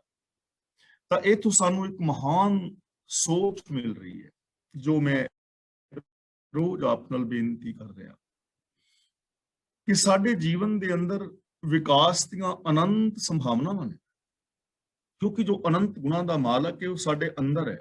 ਮਨ ਤੂੰ ਜੋਤ ਸਰੂਪ ਹੈ, ਆਪਣਾ ਮੂਲ ਪਛਾਣ। ਜਦੋਂ ਨਿਰਪੱਖਤਾ ਦੇ ਨਾਲ, ਇਮਾਨਦਾਰੀ ਨਾਲ ਅਸੀਂ ਇਹ ਗੱਲ ਸੋਚਾਂਗੇ ਤਾਂ ਵਾਸਤਵ ਦੇ ਅੰਦਰ ਸਾਡੇ ਵਿੱਚ ਅਨੰਤ ਸੰਭਾਵਨਾਵਾਂ ਨੇ। ਅਸੀਂ ਬਹੁਤ ਕੁਝ ਕਰ ਸਕਦੇ ਹਾਂ, ਅਸੀਂ ਸੱਚ ਬੋਲ ਸਕਦੇ ਹਾਂ, ਅਸੀਂ ਪਿਆਰ ਨਾਲ ਰਹਿ ਸਕਦੇ ਹਾਂ, ਅਸੀਂ ਨਿਰਭੈਤਾ ਨਿਰਵੈਰਤਾ ਵਾਲੀ ਜ਼ਿੰਦਗੀ ਜੀ ਸਕਦੇ ਹਾਂ। ਔਰ ਐਸਾ ਹਰ ਇਨਸਾਨ ਹੋ ਸਕਦਾ ਹੈ, ਕਰ ਸਕਦਾ ਹੈ, ਇਹ ਪੋਸੀਬਿਲਿਟੀ ਹੈ। ਪਰ ਬੰਦੇ ਨੇ ਇਸ ਕੀਮਤ ਨੂੰ ਜਾਣੇ ਹੀ ਨਹੀਂ, ਕਦੇ ਸਮਝੇ, ਇਹਨਾਂ ਗੁਣਾਂ ਦੀ ਸਾਰ ਨੂੰ ਨਹੀਂ ਸਮਝਿਆ, ਇਸ ਪਾਸੇ ਨੇ ਯਤਨ ਹੀ ਨਹੀਂ ਕੀਤਾ। ਕਰਮ ਕਾਂਡਾਂ ਵਾਲੇ ਪਾਸੇ ਜ਼ੋਰ ਹੈ, ਵਰਤ ਨਰਾਤੇ ਸਰਾਧਾਂ ਵੱਲ ਜ਼ੋਰ ਹੈ, ਬਾਬਿਆਂ ਕੋਲ ਮੱਥੇ ਟੇਕਣ ਲਈ ਜ਼ੋਰ ਹੈ, ਮੜੀਆਂ ਕਬਰਾਂ ਪੂਜਣ ਵਾਸਤੇ ਬੜਾ ਜ਼ੋਰ ਲੱਗਦਾ ਹੈ। ਆਮ ਇੰਡੀਆ ਚਲੇ ਜਾਓ, ਸੜਕ ਦੇ ਉੱਤੇ ਜਾਈਏ ਨਾ, ਜੀਟੀ ਰੋਡ ਤੇ, ਥਾਂ ਥਾਂ ਤੇ ਪੀਰ ਨਿੱਕੇ ਨਿੱਕੇ ਬਣੇ ਨੇ, ਔਰ ਲੋਕ ਬੜੇ ਚਲਾਕ ਨੇ। ਕਿਸੇ ਵੱਡੇ ਜਿਹੇ ਪੁਰਾਣੇ ਰੁੱਖ ਦੇ ਥੱਲੇ 5-7 ਇੱਟਾਂ ਜੋੜ ਕੇ ਦੀਵਾ ਜਗਾ ਜਾਣਗੇ, ਔਰ ਫਿਰ ਆਪ ਉੱਥੇ 5-10 ਇੱਟਾਂ ਸੁੱਟ ਜਾਣਗੇ, ਤੇ ਮੁੜ ਕੇ ਟਰਾਲੀਆਂ ਵਾਲੇ 2-2 4-4 ਇੱਟਾਂ ਸੁੱਟਦੇ ਰਹਿੰਦੇ ਨੇ। ਉੱਥੇ ਹੌਲੇ ਹੌਲੇ ਕਬਰ ਬਣ ਜਾਂਦੀ ਹੈ, ਹੌਲੇ ਹੌਲੇ ਉੱਥੇ ਇੱਕ ਡੇਰਾ ਬਣ ਜਾਂਦਾ ਹੈ, ਪੀਰ ਬਣ ਜਾਂਦਾ, ਔਰ ਫਿਰ ਉੱਥੇ ਗੱਲ ਧੁਮਾ ਦਿੱਤੀ ਜਾਂਦੀ ਹੈ ਕਿ ਜਿਹੜਾ ਬੰਦਾ ਇੱਥੇ ਮੱਥਾ ਟੇਕ ਕੇ ਨਾ ਜਾਏਗਾ ਉਹਦਾ ਐਕਸੀਡੈਂਟ ਹੋ ਜਾਏਗਾ। ਹੌਲੇ ਹੌਲੇ ਉੱਥੇ ਭੀੜਾਂ, ਇਹ ਹੀ ਕੁਛ ਹੋ ਰਿਹਾ ਨਾ। ਲੇਕਿਨ ਰੱਬੀ ਗੁਣਾਂ ਦੇ ਨਾਲ ਲੋਕ ਨਹੀਂ ਜੁੜੇ। ਗੁਰੂ ਰਹਿਮਤ ਕਰੇ, ਬੰਦਾ ਆਪਣੇ ਅੰਦਰ ਸੋਚੇ ਕਿ ਮੇਰੇ ਅੰਦਰ ਕਿਹੜੀ ਕਿਹੜੀ ਪੋਸੀਬਿਲਿਟੀਜ਼ ਨੇ, ਮੈਂ ਕਿੰਨਾ ਮਹਾਨ ਹੋ ਸਕਦਾ, ਕਿੰਨਾ ਚੰਗਾ ਸੋਚ ਸਕਦਾ ਹਾਂ, ਤਾਂ ਜੀਵਨ ਦੇ ਅੰਦਰ ਬਹੁਤ ਵੱਡਾ ਵਿਕਾਸ ਹੋ ਸਕਦਾ ਹੈ। ਇਹ ਸੰਸਾਰ, ਇਹ ਸਮਾਜ ਸੁਹਾਵਣਾ ਬਣ ਸਕਦਾ ਹੈ। ਸਾਨੂੰ ਇਸ ਪਾਸੇ ਯਤਨ ਕਰਨਾ ਚਾਹੀਦਾ ਹੈ। ਜੋ ਜਨ ਭੇਟੈ ਸਾਧ ਸੰਗ, ਸੋ ਹਰ ਰੰਗ ਮਾਣੀ। ਰੰਗ ਦਾ ਮਤਲਬ ਪਿਆਰ, ਆਨੰਦ, ਮਾਣੀ ਦਾ ਮਤਲਬ ਮਾਣ ਦਾ ਹੈ, ਭੇਟੇ ਦਾ ਮਤਲਬ ਜੋ ਮਿਲੇ, ਸਾਧ ਸੰਗ ਦਾ ਮਤਲਬ ਜੋ ਗੁਰੂ ਦੇ ਚਰਨਾਂ ਦੀ ਸ਼ਰਨ ਵਿੱਚ ਮਿਲੇ। ਜੋ ਜਨ ਭੇਟੈ ਸਾਧ ਸੰਗ, ਸੋ ਹਰ ਰੰਗ ਮਾਣੀ। ਉਹ ਮਨੁੱਖ ਪ੍ਰਭੂ ਦੇ ਮਿਲਾਪ ਦਾ ਆਨੰਦ ਮਾਣਦਾ ਹੈ ਜੋ ਗੁਰੂ ਦੇ ਚਰਨਾਂ ਦੀ ਸ਼ਰਨ ਵਿੱਚ ਮਿਲ ਜਾਂਦਾ ਹੈ, ਜੋ ਆਪਣਾ ਆਪਾ ਸਮਰਪਿਤ ਕਰ ਦਿੰਦਾ ਹੈ, ਜੋ ਆਪਣੇ ਮਨ ਦੀ ਮੱਤ ਛੱਡ ਕੇ ਗੁਰੂ ਦੀ ਮੱਤ ਦਾ ਧਾਰਨੀ ਹੁੰਦਾ ਹੈ, ਜੋ ਯੂਨੀਵਰਸਲ ਟਰੁੱਥ ਨੂੰ ਆਪਣੀ ਜ਼ਿੰਦਗੀ ਦਾ ਬੇਸ ਬਣਾ ਲੈਂਦਾ ਹੈ, ਜੋ ਸਤ ਸੰਤੋਖ ਦਇਆ ਧਰਮ ਦਾ ਧਾਰਨੀ ਹੋ ਜਾਂਦਾ ਹੈ। ਯਾਨੀ ਜੋ ਸ੍ਰੀ ਗੁਰੂ ਗ੍ਰੰਥ ਸਾਹਿਬ ਜੀ ਦੇ ਦਿੱਤੇ ਹੋਏ ਵੇ ਆਫ ਲਾਈਫ ਨੂੰ ਅਪਣਾ ਲੈਂਦਾ ਹੈ, ਉਹ ਪ੍ਰਭੂ ਦੇ ਪਿਆਰ ਦਾ, ਮਿਲਾਪ ਦਾ ਆਨੰਦ ਮਾਣਦਾ ਹੈ। ਭਾਵ ਕਹਿਣ ਦਾ ਕਿ ਗੁਰੂ ਦੇ ਦੱਸੇ ਰਾਹਾਂ ਤੇ ਤੁਰਨਾ ਹੀ ਪ੍ਰਭੂ ਦਾ ਮਿਲਾਪ ਹੈ, ਇਹੀ ਪ੍ਰਭੂ ਦੀ ਭਗਤੀ ਹੈ। ਰੱਬੀ ਗੁਣਾਂ ਨੂੰ ਪਾ ਲੈਣਾ ਹੀ ਰੱਬ ਨੂੰ ਪਾ ਲੈਣਾ ਹੈ। ਰੱਬੀ ਗੁਣਾਂ ਵਿੱਚ ਆਪਣੀ ਸੁਰਤ ਨੂੰ ਲੀਨ ਕਰ ਦੇਣਾ ਹੀ ਰੱਬ ਦੇ ਵਿੱਚ ਲੀਨ ਹੋ ਜਾਣਾ ਹੈ ਔਰ ਫਿਰ ਉਸ ਮਿਲਾਪ ਦੇ ਆਨੰਦ ਨੂੰ ਬੰਦਾ ਮਾਣਦਾ ਹੈ। ਕਿਵੇਂ ਮਾਣਦਾ ਹੈ? ਕਿਉਂਕਿ ਅਸੀਂ ਇਸ ਢੰਗ ਦੇ ਨਾਲ ਸੋਚਣਾ ਹੈ ਜਿਸ ਕਰਕੇ ਸਾਨੂੰ ਇਹ ਚੀਜ਼ਾਂ ਸਮਝ ਆ ਜਾਣ। ਰੱਬ ਦੇ ਵਿੱਚ ਗੁਣ ਨੇ ਨਾ ਕਿ ਉਹ ਇੱਕ ਓੰਕਾਰ ਹੈ, ਉਹ ਸਤ ਹੈ, ਉਹ ਨਿਰਭਉ ਨਿਰਵੈਰ ਹੈ। ਇਹ ਗੁਣ ਨੇ ਰੱਬ ਦੇ, ਤੇ ਜਦੋਂ ਅਸੀਂ ਇਹਨਾਂ ਗੁਣਾਂ ਦੇ ਉੱਤੇ ਅਮਲ ਕਰਾਂਗੇ ਤੇ ਇਹਨਾਂ ਗੁਣਾਂ ਰਾਹੀਂ ਜੋ ਸੁੱਖ ਪੈਦਾ ਹੋਏਗਾ, ਫਿਰ ਅਸੀਂ ਉਹਨੂੰ ਮਾਣਾਂਗੇ ਨਾ। ਇਹਨੂੰ ਕਹਿੰਦੇ ਨੇ ਮਿਲਾਪ ਦਾ ਆਨੰਦ। ਜਦੋਂ ਅਸੀਂ ਰੱਬੀ ਗੁਣਾਂ ਦੇ ਧਾਰਨੀ ਹੋਵਾਂਗੇ ਮਨ ਬਚਨ ਕਰਮ ਕਰਕੇ, ਤੇ ਸਾਡੇ ਉਸ ਬਿਹੇਵੀਅਰ ਦੇ ਅੰਦਰੋਂ ਜੋ ਸੁੱਖ ਉਪਜੇਗਾ ਉਹਨੂੰ ਅਸੀਂ ਮਾਣਾਂਗੇ ਨਾ। ਇਹੀ ਆਨੰਦ ਹੈ ਪ੍ਰਭੂ ਦੇ ਮਿਲਾਪ ਦਾ। ਰੱਬੀ ਗੁਣਾਂ ਦੇ ਅਨੁਸਾਰ ਜ਼ਿੰਦਗੀ ਜੀਵਿਆਂ ਜੋ ਸਾਡੇ ਜੀਵਨ ਵਿੱਚ ਖੁਸ਼ੀ ਆਨੰਦ ਬਣਦਾ ਹੈ, ਉਹ ਪ੍ਰਭੂ ਦਾ ਮਿਲਾਪ ਹੈ। ਤੇ ਇਸ ਆਨੰਦ ਨੂੰ ਉਹ ਮਾਣਦਾ ਹੈ ਜੋ ਗੁਰੂ ਅੱਗੇ ਆਪਣੇ ਆਪ ਨੂੰ ਸਮਰਪਿਤ ਕਰਦਾ ਹੈ। ਸੱਚ ਨਾਮ ਕਰਤਾ ਪੁਰਖ ਇਹ ਰਤਨਾ ਖਾਣੀ। ਖਾਣੀ ਦਾ ਮਤਲਬ ਖਾਣ, ਭੰਡਾਰ। ਸੱਚ ਨਾਮ ਦਾ ਮਤਲਬ ਜੋ ਸੱਚਾ ਰੱਬੀ ਹੁਕਮ ਹੈ। ਕਰਤਾ ਪੁਰਖ, ਕਰਤਾ ਦਾ ਮਤਲਬ ਕ੍ਰੀਏਟਰ, ਔਰ ਜੋ ਇਸ ਸੰਸਾਰ ਦੇ ਅੰਦਰ ਸਮਾਇਆ ਹੋਇਆ ਹੈ। ਪੁਰਖ ਦਾ ਮਤਲਬ ਜੋ ਜਰਰੇ ਜਰਰੇ ਦੇ ਅੰਦਰ ਸਮਾਇਆ ਹੋਇਆ ਹੈ। ਤਾਂ ਪ੍ਰਭੂ ਦਾ ਸੱਚਾ ਹੁਕਮ ਔਰ ਅਕਾਲ ਪੁਰਖ ਇਹ ਰਤਨਾ ਦੀ ਖਾਣ ਹੈ। ਰਤਨਾ ਖਾਣੀ, ਖਾਣੀ ਦਾ ਮਤਲਬ ਖਾਣ, ਇਹ ਰਤਨਾ ਦੀ ਖਾਣ ਹੈ। ਤੇ ਰਤਨ ਕਿਹੜੇ ਨੇ? ਰੱਬੀ ਗੁਣ। ਇਹ ਰਤਨ ਨੇ। ਜਿਵੇਂ ਸੋਨਾ, ਚਾਂਦੀ, ਹੀਰੇ ਜਵਾਹਰਾਤ ਕਿਸੇ ਬੰਦੇ ਦੇ ਕੋਲ ਹੋਣ ਤੇ ਉਹ ਅਮੀਰ ਹੁੰਦਾ ਨਾ, ਕਿ ਇੱਕ ਹੀਰਾ ਹੀ ਕਿੰਨੀ ਕਿੰਨੀ ਵੱਡੀ ਕੀਮਤ ਦਾ ਹੈ। ਤੇ ਜਿਹਦੇ ਕੋਲ ਖਾਨ ਹੋਵੇ ਜਿੰਨੇ ਮਰਜ਼ੀ ਪੁੱਟ ਕੇ ਲਈ ਜਾਓ, ਉਹ ਬੰਦਾ ਕਿੰਨਾ ਅਮੀਰ ਹੋਏਗਾ। ਤਾਂ ਗੁਰੂ ਜੀ ਕਹਿੰਦੇ ਨੇ ਪ੍ਰਭੂ ਦਾ ਜੋ ਹੁਕਮ ਹੈ, ਰੱਬੀ ਜੋ ਗੁਣ ਨੇ, ਇਹ ਰਤਨਾ ਦੀ ਖਾਨ ਹੈ। ਜਿੰਨਾ ਮਰਜ਼ੀ ਕੱਢੀ ਜਾਓ ਸੁੱਖ। ਸੱਚਾਈ ਹੈ, ਦਇਆ ਹੈ, ਧਰਮ ਹੈ, ਧੀਰਜ ਹੈ, ਨਿਰਵੈਰਤਾ ਹੈ, ਨਿਰਭੈਤਾ ਹੈ। ਇਹ ਰਤਨ ਨੇ, ਔਰ ਰਤਨਾ ਦੀ ਖਾਨ ਤੁਹਾਡੇ ਅੰਦਰ ਹੈ। ਉਹ ਜਰਰੇ ਜਰਰੇ ਦੇ ਅੰਦਰ ਸਮਾਇਆ ਹੋਇਆ ਹੈ। ਇਹ ਚੀਜ਼ ਨੂੰ ਸਮਝੋ ਕਿ ਕੋਈ ਦੁਨੀਆ ਦੀ ਐਸੀ ਜਗ੍ਹਾ ਹੈ ਜਿੱਥੇ ਅਸੀਂ ਸੱਚ ਨਹੀਂ ਬੋਲ ਸਕਦੇ, ਜਾਂ ਦੁਨੀਆ ਦਾ ਕੋਈ ਐਸਾ ਇਸਤਰੀ ਪੁਰਸ਼ ਹੈ ਜੋ ਸੱਚ ਨਹੀਂ ਬੋਲ ਸਕਦਾ। ਕੋਈ ਦੁਨੀਆ ਦੀ ਐਸੀ ਜਗ੍ਹਾ ਹੈ ਜਿੱਥੇ ਅਸੀਂ ਪ੍ਰੇਮ ਨਾਲ ਨਹੀਂ ਰਹਿ ਸਕਦੇ, ਔਰ ਕੋਈ ਦੁਨੀਆ ਦਾ ਐਸਾ ਇਸਤਰੀ ਪੁਰਸ਼ ਹੈ ਜਿਹਦੇ ਅੰਦਰ ਪ੍ਰੇਮ ਨਾਲ ਰਹਿਣ ਦੀ ਸੰਭਾਵਨਾ ਨਾ ਹੋਵੇ ਸਾਰਿਆਂ ਦੇ ਵਿੱਚ। ਤਾਂ ਇਹਦਾ ਮਤਲਬ ਜਰਰੇ ਜਰਰੇ ਦੇ ਅੰਦਰ ਸਮਾਏ ਹੋਏ ਨੇ ਨਾ ਗੁਣ ਵੀ, ਸੁੱਖ ਵੀ, ਆਨੰਦ ਵੀ, ਖੇੜਾ ਵੀ, ਪ੍ਰਸੰਨਤਾ ਵੀ। ਉਹ ਸੁੱਖਾਂ ਦੀ ਖਾਨ ਮੇਰੇ ਵਿੱਚ ਵੀ ਹੈ, ਸੁੱਖਾਂ ਦੀ ਖਾਨ ਤੁਹਾਡੇ ਵਿੱਚ ਵੀ, ਸਾਰੀ ਦੁਨੀਆ ਦੇ ਅੰਦਰ ਹੈ। ਪਰ ਜੇ ਉਹਨਾਂ ਨੂੰ ਕੋਈ ਵਰਤੇ ਹੀ ਨਾ, ਜੇ ਸੁੱਖਾਂ ਦੀ ਖਾਨ ਨੂੰ, ਸਮੁੰਦਰ ਨੂੰ, ਸਾਗਰ ਨੂੰ ਵਰਤੇ ਹੀ ਨਾ ਕੋਈ, ਤੇ ਫਿਰ ਤਾਂ ਦੁੱਖ ਹੀ ਹੋਏਗਾ ਹੀ ਨਾ। ਮੇਰੇ ਅੰਦਰ ਖਾਨ ਭਰੀ ਪਈ, ਜਿੰਨਾ ਮਰਜ਼ੀ ਮੈਂ ਸੱਚ ਬੋਲੀ ਜਾਵਾਂ, ਜਿੰਨਾ ਮਰਜ਼ੀ ਮੈਂ ਪਿਆਰ ਦੇ ਨਾਲ ਰਹਾਂ, ਕਿਤਨੀ ਵੀ ਮੈਂ ਕਿਸੇ ਦੀ ਸਹਿਯੋਗ ਕਰਾਂ, ਕੋਈ ਮੁੱਕਣ ਵਾਲੇ ਗੁਣ ਥੋੜਾ ਨੇ। ਐਵੇਂ ਤੁਹਾਡੇ ਵਿੱਚ, ਐਵੇਂ ਸਾਰਿਆਂ ਦੇ ਅੰਦਰ ਨੇ, ਔਰ ਇਹ ਚੀਜ਼ਾਂ ਹਰ ਥਾਂ ਤੇ ਨੇ। ਲੇਕਿਨ ਬੰਦਾ ਇਹਨਾਂ ਨੂੰ ਵਰਤ ਨਹੀਂ ਰਿਹਾ। ਉਹਦਾ ਰੀਜ਼ਨ ਇਹ ਹੈ ਕਿ ਇਸ ਐਂਗਲ ਤੋਂ ਸੋਚਿਆ ਹੀ ਨਹੀਂ। ਸਾਨੂੰ ਸਮਝਾਇਆ ਹੀ ਗਿਆ ਕਿ ਤੁਸੀਂ ਵਰਤ ਰੱਖੋ, ਸਰਾਧ ਰੱਖੋ, ਕਰੋ, ਤੀਰਥਾਂ ਤੇ ਜਾਓ, ਥੋੜੀ ਪਾਠ ਪੂਰਾ ਕਰ ਲਓ, ਥੋੜਾ ਫੋਟੋਆਂ ਨੂੰ ਲੰਗਰ ਪਾਣੀ ਛਕਾ ਦਿਓ, ਤੂੰ ਫਤਿਹ ਖਾ ਦਿਓ, ਮਰਨ ਤੋਂ ਬਾਅਦ ਤੁਹਾਨੂੰ ਸਵਰਗ ਮਿਲ ਜਾਏਗਾ, ਜਾਂ ਨਾ ਕਰੋਗੇ ਨਰਕ ਮਿਲੇਗਾ। ਸਾਨੂੰ ਡਰਾਇਆ ਗਿਆ, ਭਟਕਾਇਆ ਗਿਆ, ਔਰ ਅਸੀਂ ਭਟਕ ਗਏ। ਪਰ ਸਾਡੀ ਜ਼ਿੰਦਗੀ ਦੇ ਅੰਦਰ ਇੰਨੇ ਵੱਡੇ ਵਿਕਾਸ ਦੀਆਂ ਸੰਭਾਵਨਾਵਾਂ ਸਨ, ਬੰਦਾ ਉਹਨਾਂ ਤੋਂ ਵਾਂਝਾ ਰਹਿ ਗਿਆ।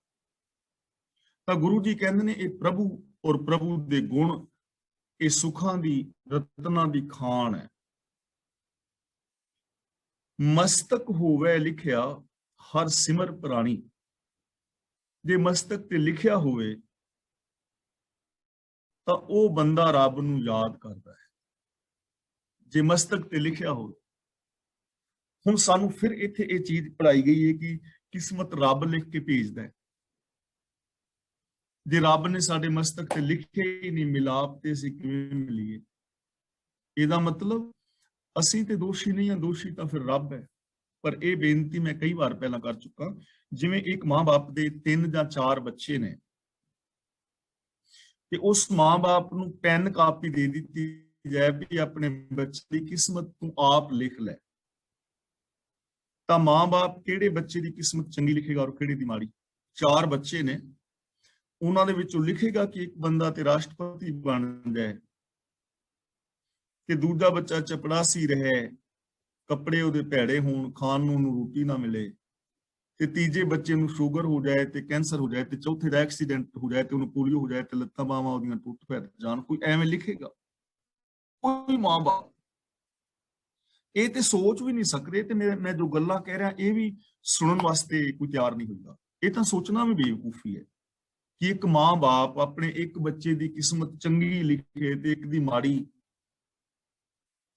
ਤੇ ਰੱਬ ਸਾਡੇ ਨਾਲੋਂ ਵੀ ਗਿਆ ਗਵਾਚਿਆ ਹੈ ਕਿ ਇੱਕ ਦੀ ਕਿਸਮਤ ਚੰਗੀ ਲਿਖਦੇ ਤੇ ਇੱਕ ਦੀ ਮਾੜੀ ਲਿਖਦੇ।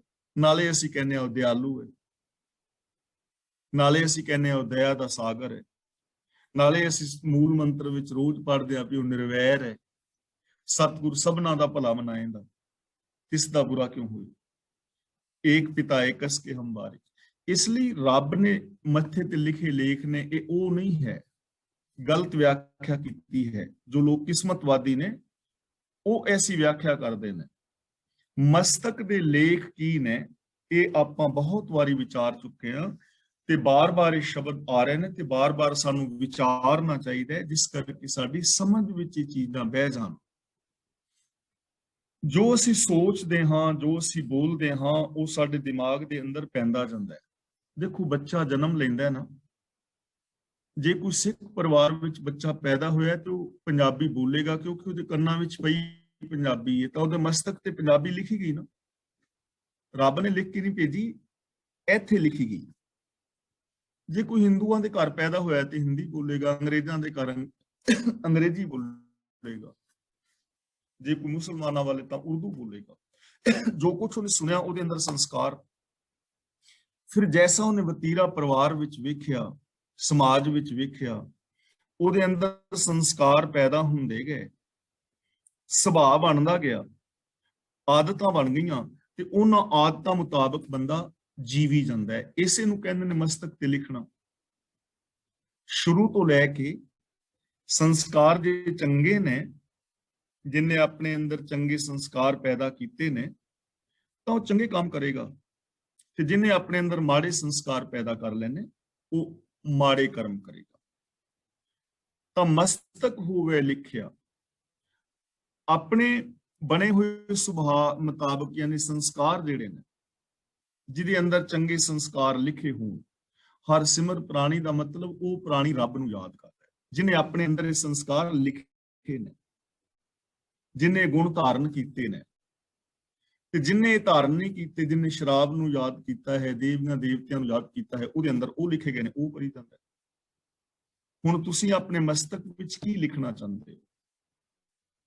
ਚੰਗਾ ਮਾੜਾ, ਰੱਬ ਨੂੰ ਹਰ ਥਾਂ ਤੇ ਵੇਖਣਾ, ਰੱਬੀ ਗੁਣਾਂ ਨੂੰ ਆਪਣੇ ਅੰਦਰ ਲਿਖਣਾ, ਜਾਂ ਆਪਣੇ ਅੰਦਰ ਈਰਖਾ ਦਵੇਸ਼ ਵਾਲੇ ਵਿਚਾਰ ਪੈਦਾ ਕਰ ਲੈਣੇ। ਇਹ ਡਿਪੈਂਡ ਬੰਦੇ ਤੇ ਕਰੇਗਾ।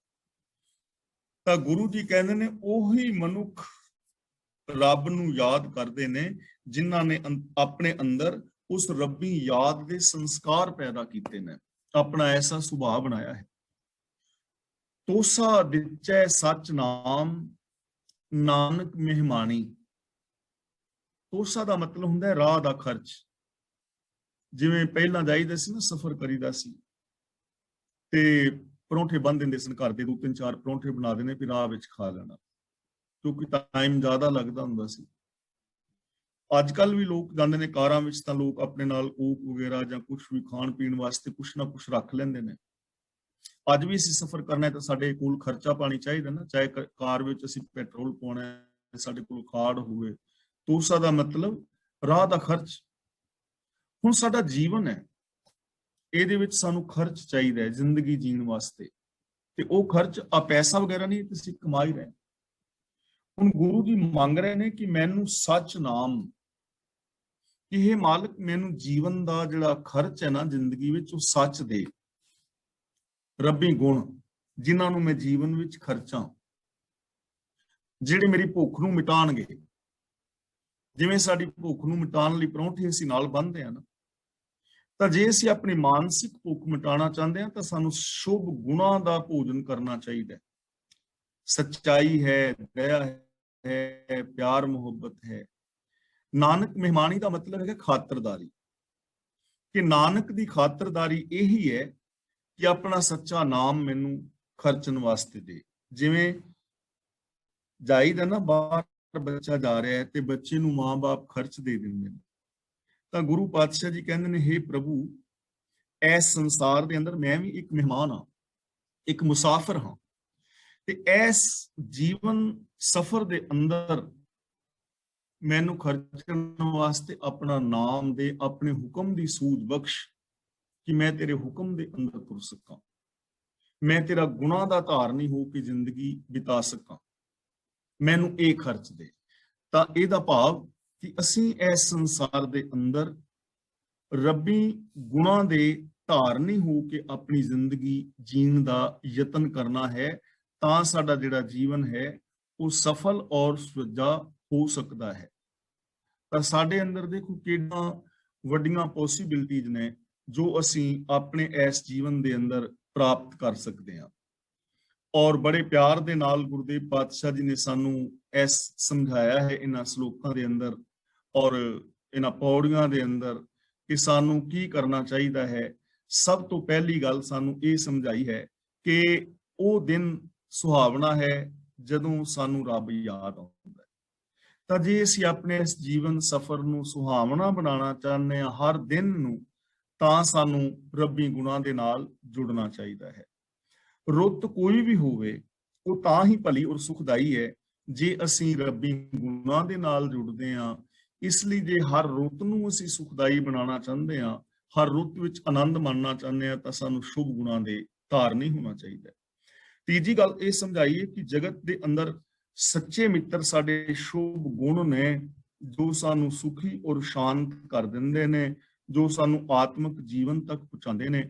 ਪਰ ਜਿਹੜੇ ਸਾਡੇ ਆਤਮਿਕ ਜੀਵਨ ਵਿੱਚ ਇੱਕ ਪਲ ਵਾਸਤੇ ਵੀ ਨਾ ਤੁਰਨ, ਉਹ ਸਾਡੇ ਮਿੱਤਰ ਨਹੀਂ, ਉਹ ਸਾਡੇ ਦੁਸ਼ਮਣ ਕਹੇ ਜਾ ਸਕਦੇ ਨੇ। ਇਸ ਲਈ ਅਸੀਂ ਸ਼ੁਭ ਗੁਣਾਂ ਦੇ ਧਾਰਨੀ ਹੋਣਾ ਹੈ ਔਰ ਪ੍ਰਭੂ ਨੂੰ ਆਪਣੀ ਜ਼ਿੰਦਗੀ ਦਾ ਮਿੱਤਰ ਬਣਾਉਣਾ ਹੈ। ਆਤਮਿਕ ਜੀਵਨ ਦੇਣ ਵਾਲੇ ਪ੍ਰਭੂ ਦੇ ਗੁਣ ਨੇ, ਇਹਨਾਂ ਨੂੰ ਅਸੀਂ ਮਿਲ ਕੇ ਮੰਨਣਾ ਹੈ। ਔਰ ਜਦੋਂ ਕੋਈ ਬੰਦਾ ਗੁਣਾਂ ਦਾ ਧਾਰਨੀ ਹੁੰਦਾ ਹੈ, ਉਹਦੇ ਜੀਵਨ ਦੇ ਅੰਦਰ ਸੁੱਖ ਪੈਦਾ ਹੁੰਦੇ ਨੇ ਔਰ ਉਸ ਦੀ ਸਾਰੀ ਜ਼ਿੰਦਗੀ ਦੀ ਜੋ ਪਿਆਸਾ ਹੈ, ਤ੍ਰਿਸ਼ਨਾ, ਮਿਟ ਜਾਂਦੀ ਹੈ। ਇਸ ਲਈ ਵੱਡੇ ਅਕਾਲ ਪੁਰਖ ਦੀ ਰਜ਼ਾ ਦੇ ਅੰਦਰ ਤੁਰਨਾ ਹੀ ਜੀਵਨ ਸਫਲਤਾ ਦਾ ਇੱਕੋ ਇੱਕ ਰਾਹ ਹੈ। ਔਰ ਗੁਰੂ ਜੀ ਨੇ ਸਾਨੂੰ ਸਮਝਾਇਆ ਹੈ ਕਿ ਡਿਠੜੋ ਹਬ ਠਾਏ, ਕੋਈ ਵੀ ਐਸਾ ਥਾਂ ਨਹੀਂ ਜਿੱਥੇ ਰੱਬ ਨਾ ਹੋਵੇ। ਉਹ ਹਰ ਥਾਂ ਦੇ ਉੱਤੇ, ਹਰ ਸਮੇਂ, ਹਰ ਵਿਅਕਤੀ ਦੇ ਅੰਦਰ ਸਮਾਇਆ ਹੋਇਆ ਹੈ। ਪਰ ਨਜ਼ਰੀ ਉਹਨੂੰ ਪੈਂਦਾ ਹੈ, ਅਨੁਭਵ ਉਹ ਕਰਦੇ ਨੇ ਜੋ ਗੁਰੂ ਦੇ ਦੱਸੇ ਰਾਹਾਂ ਤੇ ਤੁਰਦੇ ਨੇ। ਯਾਨੀ ਗੁਰਬਾਣੀ ਮੁਤਾਬਕ ਜੋ ਜ਼ਿੰਦਗੀ ਜੀਂਦਾ ਹੈ, ਉਸ ਪ੍ਰਭੂ ਨੂੰ ਚਾਰ ਚੁਫੇਰੇ ਵੇਖਦਾ, ਅਨੁਭਵ ਕਰਦਾ, ਹਰ ਇਨਸਾਨ ਨੂੰ ਉਸ ਪ੍ਰਭੂ ਦਾ ਰੂਪ ਕਰਕੇ ਜਾਣਦਾ ਹੈ। ਬਾਕੀ ਗੁਰੂ ਜੀ ਨੇ ਸਾਨੂੰ ਸਮਝਾਇਆ ਹੈ ਕਿ ਜਿਹੜੇ ਪਾਪ ਔਰ ਵਿਕਾਰ ਨੇ, ਬਿਜਲੀ ਦੇ ਲਿਸ਼ਕਾਰੇ ਦੀ ਤਰ੍ਹਾਂ ਨੇ, ਇੱਕ ਪਲ ਦਾ ਚਾਨਣਾ ਹੁੰਦਾ ਹੈ, ਨਾਲ ਹੀ ਉਹ ਖਤਮ ਹੋ ਜਾਂਦਾ ਹੈ। ਇਸੇ ਤਰ੍ਹਾਂ ਪਾਪਾਂ ਵਿਕਾਰਾਂ ਦੇ ਵਿੱਚੋਂ ਇੱਕ ਪਲ ਦਾ ਹੀ ਕਿਸੇ ਨੂੰ ਸੁੱਖ ਮਿਲ ਸਕਦਾ ਹੈ, ਬਾਕੀ ਤਾਂ ਫਿਰ ਦੁੱਖ ਹੀ ਦੁੱਖ ਹੈ। ਔਰ ਇਹ ਸੰਸਾਰ ਨਾਸ਼ਮਾਨ ਹੈ, ਇੱਥੇ ਸਦਾ ਕਿਸੇ ਨੇ ਬੈਠੇ ਨਹੀਂ ਰਹਿਣਾ। ਇਸ ਲਈ 4 ਦਿਨ ਦੀ ਜ਼ਿੰਦਗੀ ਵਾਸਤੇ ਈਰਖਾ, ਦਵੇਸ਼, ਵੈਰ ਵਿਰੋਧ ਵਾਲੀ ਜ਼ਿੰਦਗੀ ਨਹੀਂ ਜੀਣੀ ਚਾਹੀਦੀ, ਸਗੋਂ ਸ਼ੁਭ ਗੁਣਾਂ ਦੇ ਨਾਲ ਜੁੜ ਕੇ ਪ੍ਰਭੂ ਦੇ ਗੁਣਾਂ ਦਾ ਆਨੰਦ ਮਾਣਨਾ ਚਾਹੀਦਾ ਹੈ। ਸਿਮਰਤੀਆਂ, ਸ਼ਾਸਤਰ, ਵੇਦ ਆਦਿ ਇੱਕੋ ਹੀ ਗੱਲ ਕਹਿ ਰਹੇ ਨੇ ਕਿ ਪ੍ਰਭੂ ਦਾ ਅੰਤ ਨਹੀਂ ਪਾਇਆ ਜਾਂਦਾ। ਇਸ ਲਈ ਸਾਨੂੰ ਅਨੰਤ ਦੇ ਨਾਲ ਜੁੜਨਾ ਚਾਹੀਦਾ ਹੈ, ਪਰ ਮਿਲਦਾ ਉਹਨੂੰ ਹੈ ਜੋ ਗੁਰੂ ਦੇ ਚਰਨਾਂ ਦੀ ਸ਼ਰਨ ਦੇ ਅੰਦਰ ਆਉਂਦਾ ਹੈ।